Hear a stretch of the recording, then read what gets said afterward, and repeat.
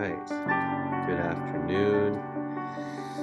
We're in the exact middle of session right now. So thanks for everyone who's joining us, even those of you sick at home and those of you 3,000 miles away joining us online. It's a really, really powerful practice to sit all day, to give up or put aside some of our other obligations and responsibilities to just explore this. What is this? So I started yesterday talking about the Diamond Sutra. I'm going to talk about the Diamond Sutra through sesshin and see how far we can get. I don't think we can do the whole thing, but see what we can do. So yeah, for those who weren't here, the Diamond Sutra is an old Buddhist text. We're not sure when it was originally composed. Uh, Best guesstimates, or the earliest guesstimates I've found, are the 2nd century AD, so it's like 600 years after Buddha.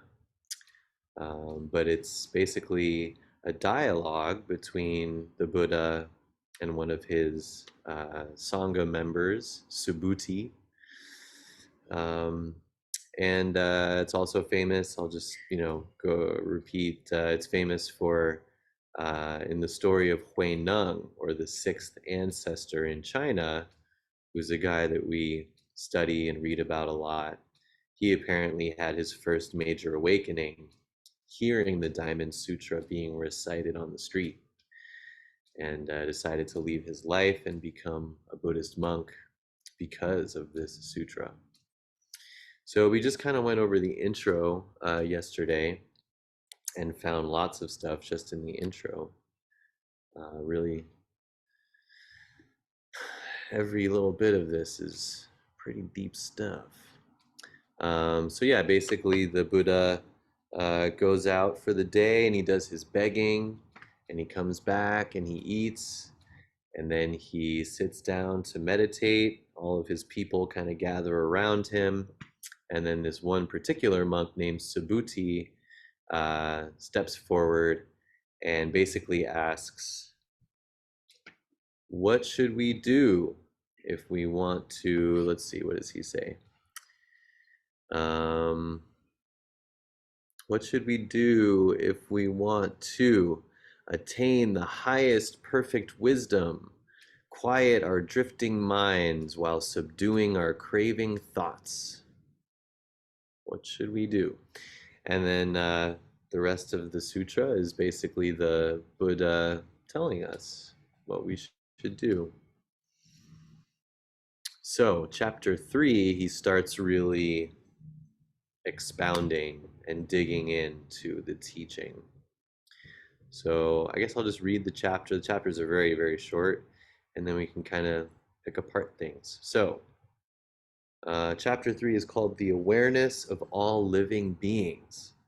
And the Buddha says, all living beings, whether born from eggs, from the womb, from moisture, or spontaneously, whether they have form or do not have form, whether they are aware or unaware, whether they are not aware or not unaware, all living beings will eventually be led by me to the final nirvana, the final ending of the cycle of birth and death. And when this unfathomable, infinite number of living beings have all been liberated, in truth, not even a single being has actually been liberated. Why, Subhuti? Because if a disciple still clings to the arbitrary illusions of form or phenomena such as ego, a personality, a self, a separate person, or a universal self existing eternally, then that person is not an authentic disciple. All right, Buddha's teaching number 1 from the Diamond Sutra. So all living beings born from eggs, chickens and spiders, from the womb, wallabies and humans, from moisture, mold, or spontaneously. I don't know what that is. What is a being that is born spontaneously? Maybe someone in our dreams is born spontaneously.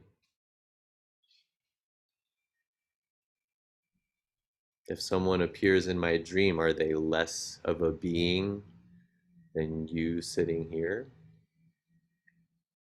The intro to this particular PDF I'm reading from quotes one of the most famous little stanzas from the Diamond Sutra. I don't know if we'll get to it, but the famous stanza says, all conditioned phenomena are like dreams, illusions, bubbles, or shadows. So, all conditioned phenomena, you, me, my job, achievement, my thoughts, my dreams, they're all dreams, all illusions.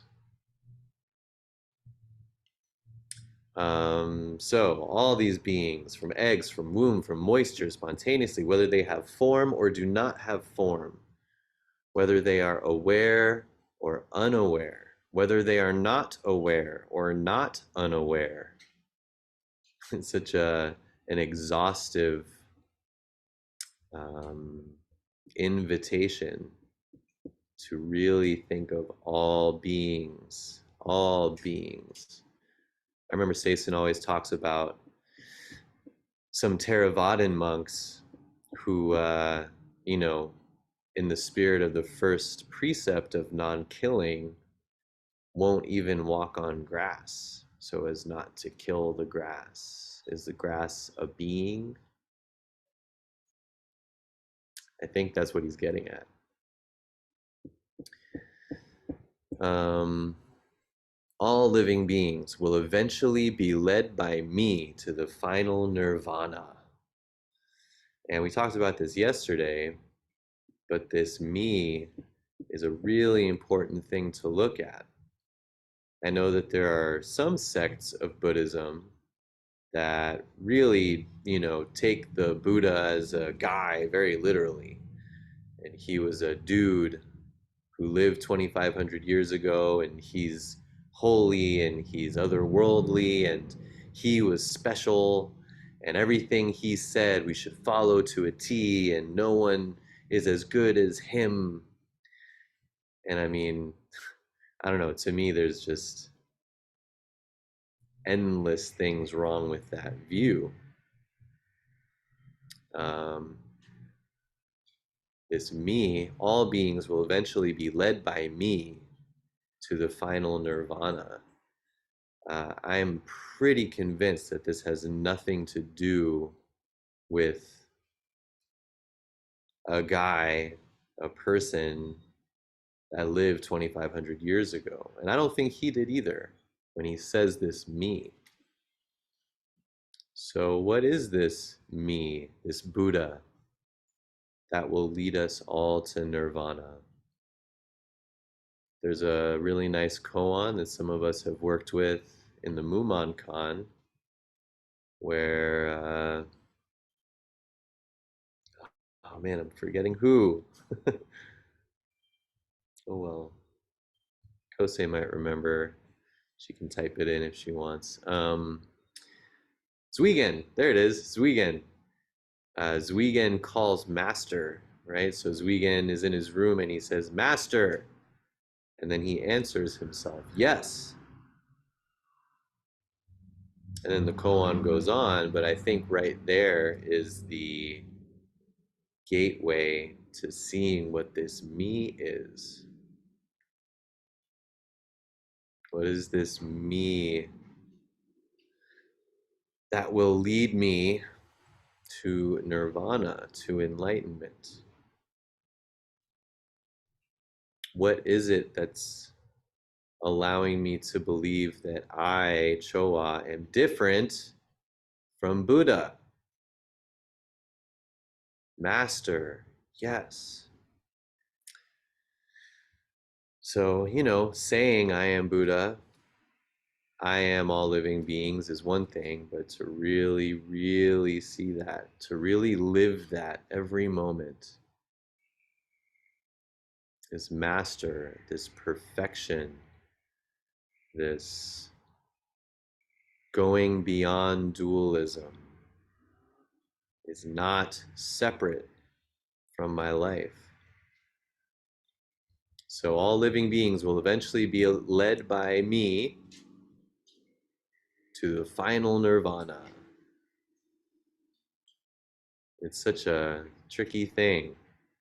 There's another koan where these two monks are kind of playing tricks and being cheeky.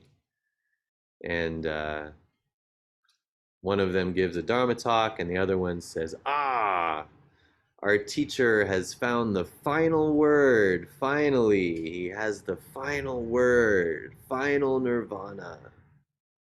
And it's like this poke to get us all to see what is that final word, that final nirvana.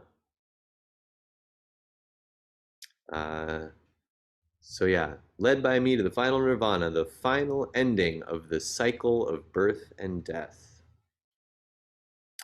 And when this unfathomable, infinite number of living beings have all been liberated, in truth, not even a single being has actually been liberated. Liberated from what? Birth and death? I think that's pretty cool, right? In a way, kind of all of our suffering comes from the idea that we're going to go away, that this is all impermanent. Everything we love is going away. We're all going to die. It's what brought Buddha to practice, right? He left the castle, he saw a sick guy, he saw a dead guy, and a spiritual guy, or I should say person. Um, so, man, to be liberated from this looming albatross of death and then rebirth, impermanence, kind of encompasses everything, right? That also means liberated from my low self-esteem, liberated from my, feeling like I'm a failure, liberated from my addiction, liberated from jealousy. That sounds nice.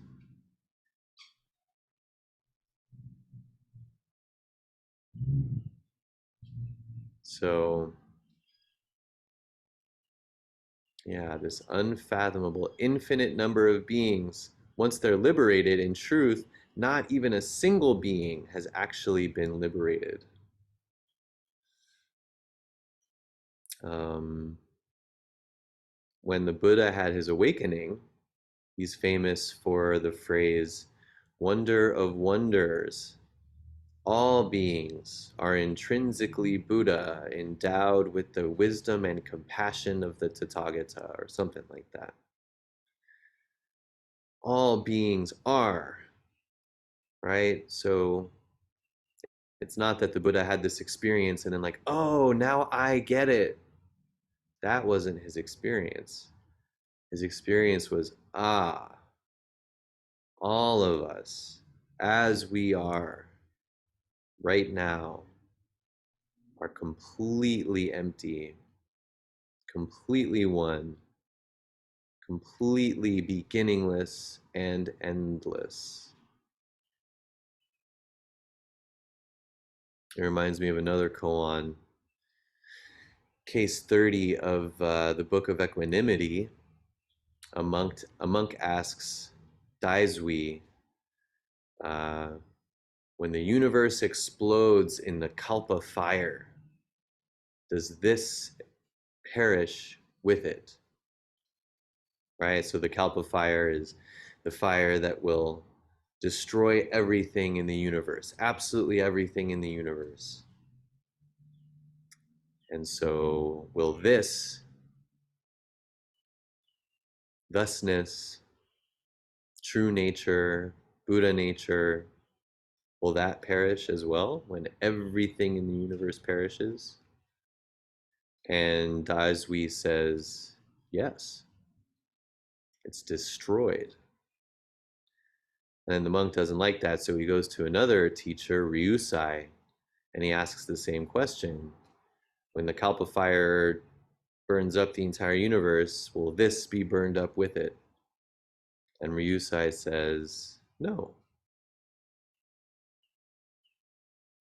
So, what's that pointing to? Why do these two great masters have completely different answers?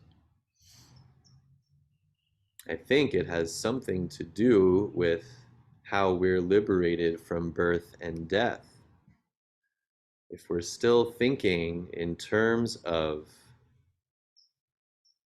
perishing, not perishing, life, death, Bobby, not Bobby, enlightenment, delusion, oneness, duality, if we're still stuck trying to like parse those things out, success, failure, sickness, health, all of these dual ways that we're conditioned to think about things, then we're stuck.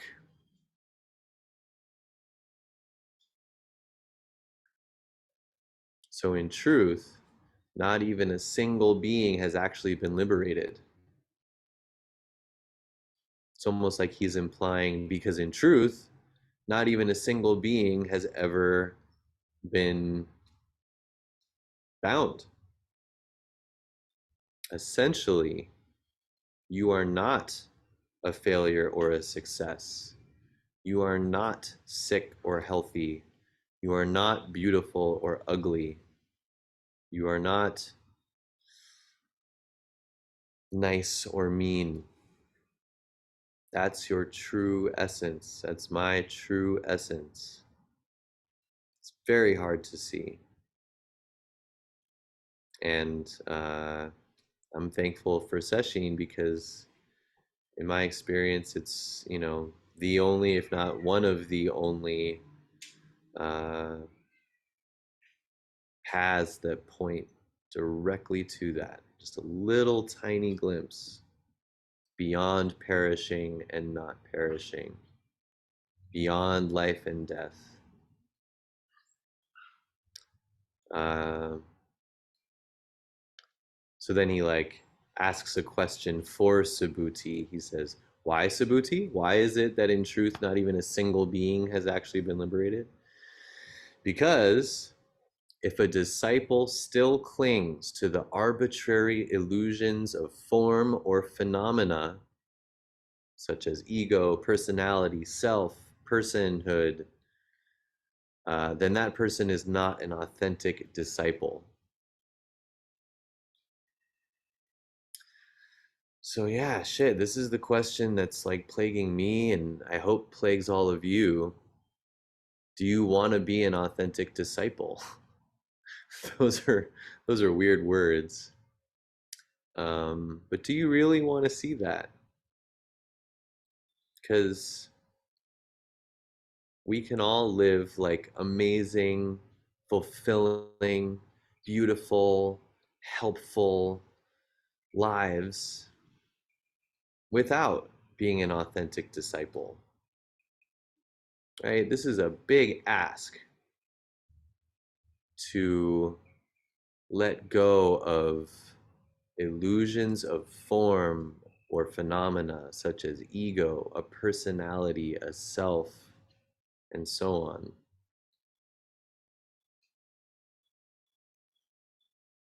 It's really hard work. And that's why sesshin is hard work. I've never, ever done a sesshin and like had a lovely time. And it sucks because it is super powerful, and it is an amazing tool to be an authentic disciple. And I want to share that with folks, as I'm sure you do. But yeah, it's really complicated to tell people, to market that. Come have a really unpleasant time and put away your friends and your parties and your work and your family to come do this really difficult stuff. But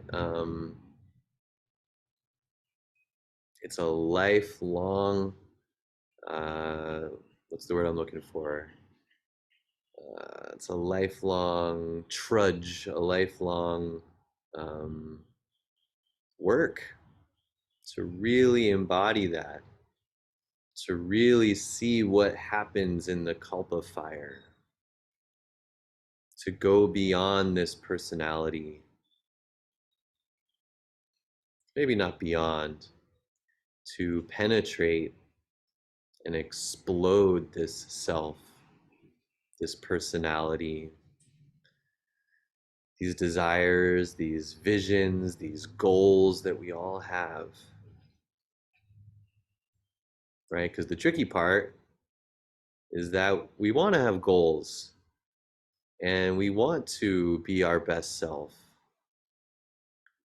We exist in this relative universe, and so just to feed ourselves and survive, we have to speak this illusion language of personality and self and other.